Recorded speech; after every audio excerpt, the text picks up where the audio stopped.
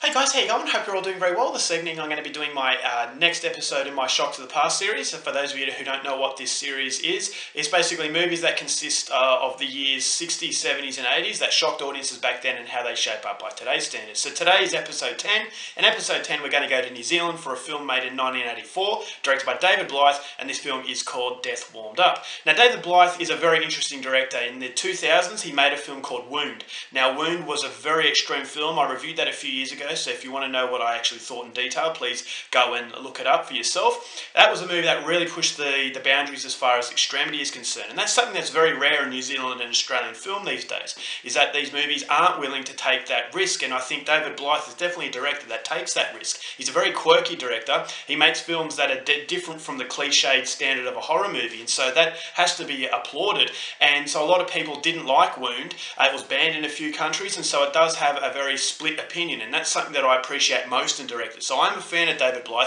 and that's why I wanted to see his earlier films. And so Death Warmed Up was the first movie that really got recognition as far as New Zealand splatter movies are concerned.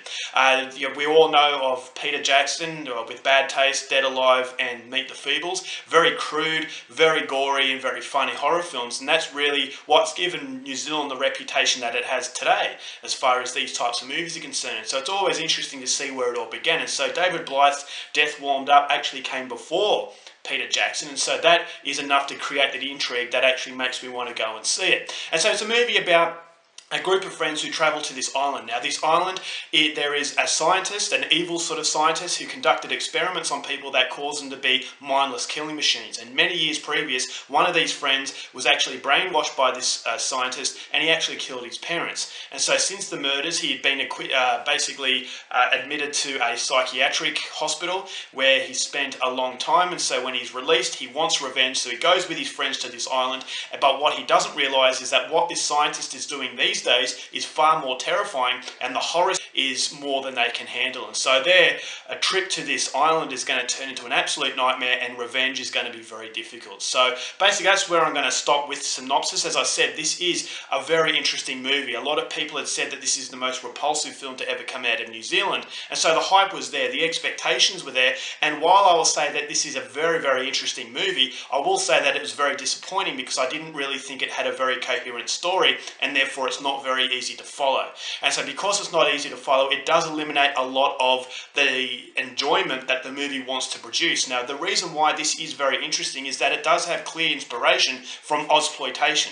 Now Ozploitation, Australia next door to New Zealand, Ozploitation really exploded in the 70s and 80s, and so this movie, it has shades of Mad Max in the costume design, and almost a dystopian world. And so that was very interesting to see that David Blythe is it is a New Zealand film, but it does have strong Australian inspirations. And so if you are a fan of Ozploitation, this feels like another Ozploitation film, but it's from our neighbours. And so you've got a very morbid and very dreaded atmosphere, and the dreaded atmosphere is intensified because you don't know what this scientist is all about.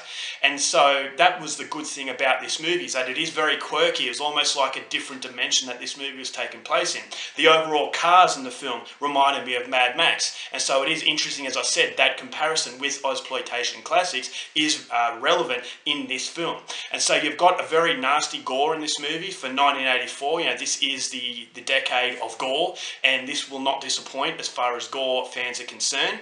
There's some really gory moments, the practical effects, it looks very good, and that was something that is trademark of David Blythe in his film Wound. As I said, that was a very extreme film with very practical gore effects, and so this guy is a student of old-fashioned horror films and old-fashioned practical effects, not splashing CGI. And so there's a certain level of charm to this movie, in that you know that this is a film that is a fan of the horror genre. And so the overall cinematography, it is typical 1980s. It also has a very strong 1970s feel as well. And so, as I said, there's a lot of interesting element in this movie, and I like the fact that it was quirky. It was trying to be a little bit different, but unfortunately there is no coherent plot, as I said before, and that this movie felt like it had so many ideas that were trying to put into one basket, but it just didn't have room for it. It's a 77-minute runtime, but I felt as though the director has just splashed all of this really confusing element, and it does get in the way of the enjoyment of the film. I thought the acting was actually pretty I wouldn't say it was necessarily bad acting. I thought some of the acting was actually quite good. There was very authentic reactions to certain events, and I could get the impression that these people were good actors, but unfortunately the script is actually quite mediocre, and the script doesn't allow these actors to portray anything other than cannon fodder. And so you want horrible things to happen to them, but unfortunately, apart from the gore, there's just no real sustained terror in this movie. It's because every time there is an avenue to really elevate that terror, it releases the pressure valve. And so this feels like a film where it's a director who didn't know how to create horror moments. And Wound is completely different, so it's obvious that David Blythe has improved since Death Warmed Up, but this is a movie that doesn't have any horror self-awareness. Is that every time you're about to feel as though this is getting good, all of a sudden it just releases that pressure valve and it goes back, and the audience is allowed to collect their thoughts and get their breath back. And so that was something that I felt was very, very disappointing. A lot of this movie didn't make sense. A lot of the character motivations were were cringeworthy. Some of the ridiculous moments that happen in this film really do, as I said, alleviate all the pressure the film has. And the continuation from scene to scene, I thought was very, very disjointed. So it just felt like a collection of random scenes that are put together in order to try and make a coherent film. And yes, it is a quirky movie. It's a very strange film, but I never felt as though there was even any room for interpretation. And so the movie ends very, very abruptly, and I just thought to myself, this was a really mediocre film, but on top you did have very interesting elements. And so for a period of 1984 in New Zealand horror, I would say it's worth seeing because of the fact it is very different and it does have inspiration from Ozploitation. But as far as a decent horror film is concerned, there are so many movies from this period that was so much better.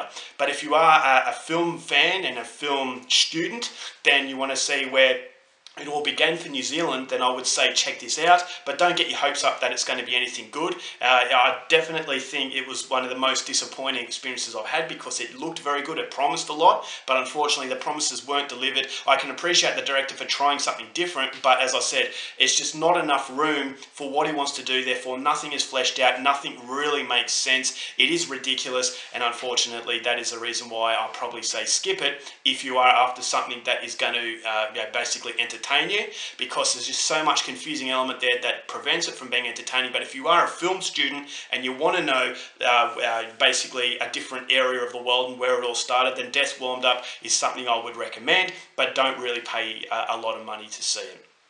Alright guys, that's it for this episode. Until next episode, keep watching movies and I'll see you there. Bye.